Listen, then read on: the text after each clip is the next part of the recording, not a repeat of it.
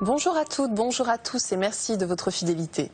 Nous sommes très heureux de vous retrouver ce dimanche matin pour une émission que nous consacrons à l'éveil et à la transformation dans le zen. Car faire l'expérience de la réalité de l'être et d'une transformation de nous-mêmes, de notre mode de conscience, de notre quotidien et de notre action dans le monde nécessite l'intégration de la voix au quotidien et la prise de conscience du sens de notre existence. Alors qu'est-ce que l'éveil plus précisément? À quoi s'éveille-t-on? En quoi consiste cette transformation? Je vous propose de retrouver pour en parler avec nous Roland Reich. Roland Reich, bonjour. Bonjour. Vous êtes un disciple du maître Tezen Deshimaru. Oui. Vous enseignez depuis une trentaine d'années. Aujourd'hui au Dojo Zen de Nice et au Temple Zen de la Gendronnière. Et vous dirigez également des retraites tout au long de l'année, un peu partout en Europe. C'est cela. Alors, première question, Roland Reich, pourquoi cette question de l'éveil et de la transformation est-elle centrale dans le zen? Bien parce que la pratique du zen est une pratique qui est issue véritablement de l'éveil du Bouddha. Bouddha veut dire l'éveillé. Et l'éveil n'est pas seulement, comme on le croit souvent, une sorte d'intuition subite, de prise de conscience d'une grande vérité, d'une réalité, comme Eureka. Non, j'ai compris, ça y est, j'ai compris. Dans le zen, on insiste beaucoup sur la réalisation. C'est pour ça qu'on n'aime pas trop parler du mot satori, dans le zen soto en tous les cas, parce que satori évoque trop la compréhension. D'ailleurs, en japonais, ça veut dire comprendre. Bien sûr, se comprendre soi-même est très important, mais le plus important, c'est d'actualiser ce que l'on a compris, ce à quoi on s'est éveillé, concrètement, réellement dans la vie quotidienne. Ça, c'est vraiment l'essence du zen. Mais alors, on peut se demander à quoi est-ce qu'on s'éveille finalement, Roland Reich? Alors, on s'éveille fondamentalement à la véritable nature de notre existence. Je crois que tant qu'on n'a pas réalisé cet éveil à la nature profonde de notre existence, c'est-à-dire au fait que notre petit ego n'est que la surface de nous-mêmes et que la profondeur de notre être, c'est un état d'être en totale unité avec toutes les existences de l'univers, d'être un avec, eh bien, tant qu'on n'a pas réalisé ça, on se sent comme enfermé en soi-même, à l'étroit, on ne respire pas vraiment comme il faut. On n'actualise pas la réalité profonde de notre existence. Et donc, on ressent nécessairement de l'insatisfaction. Le Bouddha parlait de dukkha, la souffrance. La souffrance, c'est vraiment la souffrance de ne pas être éveillé. Mais la plupart du temps, on ne se rend pas compte de la cause de cette souffrance. Et donc, du coup, on pense qu'on souffre parce qu'il nous manque quelque chose. En réalité, il ne nous manque rien. Ce que nous le sommes depuis l'origine. Sauf que ce qui nous manque, c'est à en prendre conscience. Et ayant pris conscience de ce que nous sommes en réalité, de l'actualiser dans notre façon de vivre le quotidien. Donc finalement, c'est à la fois se connaître soi-même et s'oublier soi-même. Absolument, parce que s'oublier soi-même, ce n'est pas de la négligence, ce n'est pas une espèce d'oubli malencontreux. C'est abandonner, lâcher prise avec notre identification au petit ego, qui certes est important parce que nous avons besoin d'avoir un sentiment d'unité et d'identité personnelle, mais ce n'est pas la totalité de notre être, loin de là. Donc, quand on parle de s'oublier soi-même, ça veut dire lâcher prise avec ce que l'on pense être soi et qui n'est pas la réalité. Ce sont un peu nos illusions. Moi, je suis quelqu'un comme ceci, comme cela, avec tel projet, telle carrière, telles ambitions, telle histoire, tel karma. Enfin, tout ce que l'on peut essayer de mettre ensemble pour se constituer une sorte de personnage. Et ça occulte quelque chose de beaucoup plus profond. C'est ce qui fait le dynamisme de notre vie, c'est d'être constamment relié et à chaque instant à tous les êtres de l'univers et de vivre profondément cette unité, c'est l'actualisation de l'éveil. Et c'est ça qui fait que on va avoir une vie beaucoup plus satisfaisante, on aura moins de besoin de poursuivre toutes sortes d'illusions compensatoires. Mais alors concrètement, on peut se demander comment s'éveiller par la pratique, j'imagine? Oui, mais ce n'est pas n'importe quelle pratique, c'est la pratique fondamentale, c'est la pratique de la méditation. Dans le zen, on appelle ça zazen, dans d'autres formes de bouddhisme, on appellera ça vipassana, par exemple. Mais c'est une méditation qui inclut nécessairement à la fois concentration sur le corps, attention à la respiration et une grande vigilance, un regard tourné vers l'intérieur qui permet à la fois d'éclairer ce qui nous habite, c'est-à-dire nos pensées, nos émotions, nos désirs, et en même temps, aller plus profondément que ça. La connaissance de soi, bien entendu, c'est de réaliser que tout ça, encore une fois, n'est que la surface, et que la réalité, c'est que, au fond, tout cela n'est que vacuité, absence de substance, car c'est impermanent, et c'est ça change tout le temps. Mais cette impermanence, ce n'est pas quelque chose de regrettable. C'est au contraire un facteur de dynamisme si on l'épouse, si on l'accepte, si on s'harmonise avec elle. Et c'est ce qui permet à la vie d'être créative et d'évoluer, justement, de se transformer.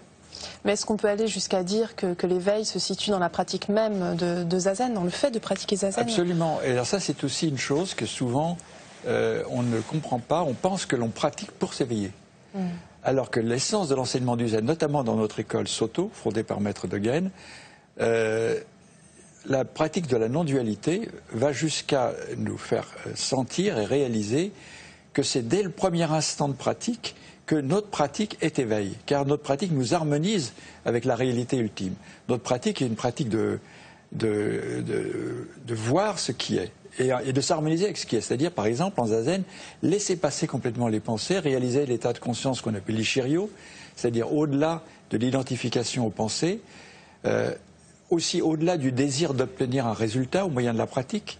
Donc il faut que ce soit désintéressé, c'est vraiment... C'est une pratique Mushotoku, sans objet, bien qu'au fond on fait le vœu de s'éveiller pour le bien de tous les êtres, mais au moment où on pratique, on oublie même ce vœu de façon à être totalement un avec la pratique, ce qui fait que la pratique est immédiatement réalisation. Alors vous évoquiez tout à l'heure la voie de la transformation, c'est un long travail. En quoi consiste-t-elle? Oui, alors justement, l'éveil est subite. La transformation qui nous permet de nous harmoniser avec ce à quoi on s'est éveillé, ça prend du temps. Et ça prend du temps, pourquoi?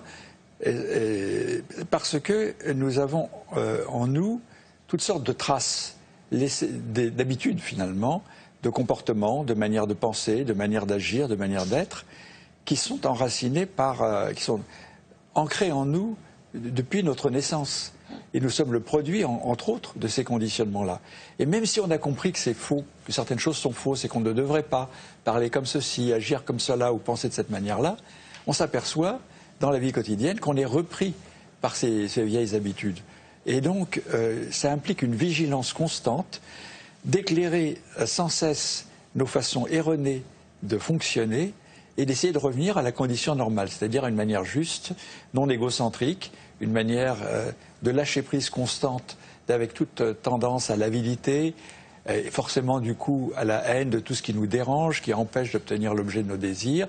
Toutes ces choses-là, on se rend compte que la patience, par exemple, l'impatience qui fait « moi je suis plus important que les autres, donc je dois passer devant tout le monde », souvent on se rend compte que même avec la pratique, on a des tendances comme ça. Et donc, pour que la vie devienne vraiment une vie éveillée, il faut sans arrêt éclairer ces illusions et puis lâcher prise de manière à permettre à notre véritable nature de Bouddha de fonctionner et d'être ce qui anime notre vie et non pas notre petit ego illusoire. Alors il faut mettre aussi l'accent, je crois, sur la non-séparation dans différents domaines, et ils sont nombreux. Est-ce que vous pouvez nous en parler, Roland Reich? Oui, absolument. Alors on a déjà parlé de la non-séparation entre pratique et réalisation, c'est-à-dire qu'on ne pratique pas pour atteindre l'éveil plus tard, on pratique de telle sorte que d'autres façons de pratiquer à l'instant même soit une pratique éveillée. Ensuite, c'est une pratique dans laquelle il n'y a pas de séparation entre le corps et l'esprit, alors que dans beaucoup de spiritualités, on voit le corps comme un obstacle à la réalisation. Le corps est le tombeau de l'âme, disait déjà Platon, et puis ça a été suivi par toute la tradition judéo-chrétienne. Dans le zen, au contraire, revenir au corps est fondamental. Quand on est dans son corps, on est ici et maintenant. Le corps est toujours ici. La respiration est maintenant. Donc être un avec son corps, c'est vraiment être dans l'ici et maintenant, donc déjà avoir une attitude éveillée dans la vie. Ensuite, il y a la non-séparation d'avec les autres. Ça, c'est fondamental. La véritable sagesse, c'est pas seulement de comprendre l'interdépendance, c'est de l'actualiser en étant constamment un avec tous les êtres que nous rencontrons, en nous sentant en unité avec, et en tirant toutes les conséquences. C'est-à-dire en ne se permettant plus d'occasionner de la souffrance aux autres, en étant vraiment dans la compassion, dans la bienveillance. Et ça, normalement, ça ne devrait même pas être un effort, parce que ça devrait aller de soi si on est vraiment conscient que l'autre et moi, finalement, nous ne sommes ni différents, ni séparés. Ensuite, c'est la non-séparation d'avec la nature. Pas seulement notre nature profonde, nature de Bouddha, mais au fond, ça se rejoint, parce que la nature, c'est que nous faisons partie de la nature, alors que la mentalité occidentale, depuis fort longtemps, c'est de considérer la nature comme une source de richesse, d'approvisionnement pour satisfaire nos besoins. Bien sûr, c'est en partie cela, mais c'est surtout que nous faisons partie de la nature et nous ne vivons que parce que la nature nous permet d'exister, subvient à nos besoins. Et en plus de ça, être un avec la nature, c'est abandonner l'esprit technicien qui veut maîtriser, transformer, utiliser, exploiter, et retrouver une vision plus poétique de la nature, c'est-à-dire cette capacité de communier avec la nature, d'en éprouver de la joie et du coup du respect aussi. Et finalement, ça nous permettra d'avoir une attitude écologique qui ne sera pas contrainte par des lois et des règlements, mais qui vient du cœur, qui vient du fait que abîmer la nature, c'est s'abîmer soi-même. Et donc, ça va jusqu'à ne pas cueillir une fleur, voilà, pour la laisser pour la contemplation des autres aussi, par exemple. Mais alors finalement, est-ce que tout cela ne revient pas à dire que ces transformations nous ramènent à notre propre nature, notre nature de Bouddha? Notre nature de Bouddha, et alors je voulais dire aussi que l'autre unité fondamentale, c'est l'unité avec Dieu ou Bouddha. Dans le Maître des Shimaru, il me disait toujours, il mettait sur le même plan Dieu et Bouddha. Alors on pourrait épiloguer longtemps là-dessus, mais en tous les cas, notre nature essentielle, qui est en même temps la véritable nature de tout l'univers et de toutes les existences, qu'on appelle nature de Bouddha, eh bien, il est important à la fois d'en prendre conscience, mais surtout de fonctionner en harmonie avec elle, et c'est-à-dire en actualisant l'interdépendance avec tous les êtres. Alors pour conclure cette émission, Roland Reich, est-ce que finalement on ne peut pas dire qu'à travers cette transformation, on gagne également en liberté?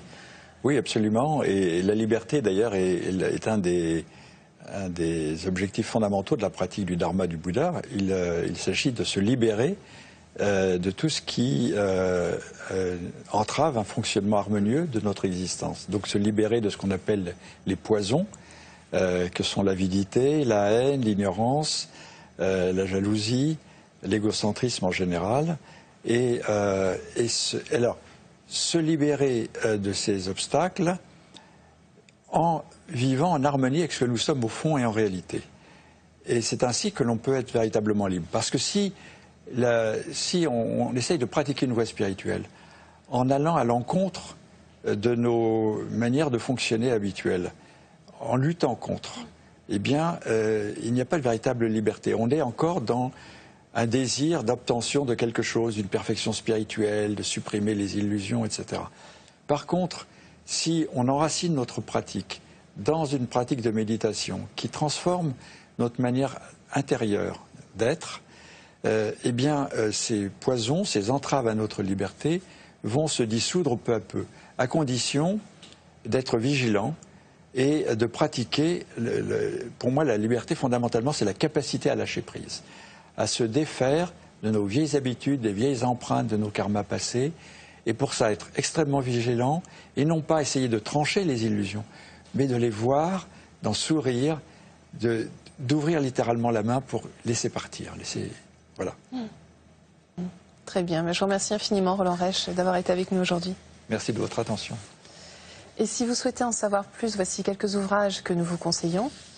Tout d'abord, 2 livres de notre invité Roland Reich, L'illumination silencieuse, publié aux éditions Le Relier, sur l'enseignement de Maître Wanchi. Ce moine du XIe siècle appartenant à l'école Zen Soto est célèbre pour avoir initié le zen de l'illumination silencieuse, centré sur la méditation sans objet. Ainsi que Moine Zen en Occident, entretien avec Romana et Bruno Solt, publié chez Albin Michel dans la collection Espace Libre. Vous y retrouverez le récit de l'expérience personnelle de notre invité, à travers notamment sa rencontre avec Maître Tezen Deshimaru, les enseignements de celui-ci, mais aussi l'expérience de la pratique du zen au quotidien. Et enfin, de Marc de Smet, Retrouver l'esprit de la méditation, aux éditions Le Relier. L'auteur, fin connaisseur des spiritualités du monde entier, a réuni ici des textes anciens et modernes, d'Orient et d'Occident, autant de paroles inspirantes dont il propose un recueil fort bien commenté.